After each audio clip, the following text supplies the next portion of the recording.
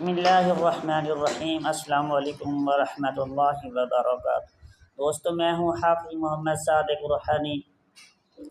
آج میں آپ دوستوں کو محبت کا ایک بہترین مجرب عمل بتا رہا ہوں۔ آپ نے کرنا کچھ اس طرح ہے۔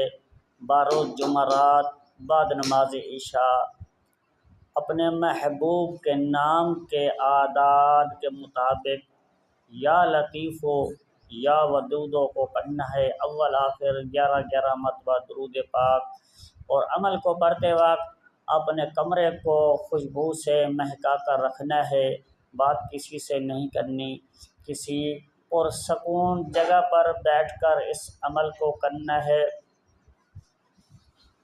اس کے بعد آپ نے اپنے محبوب کا خاص تصور ساتھ رکھنا ہے۔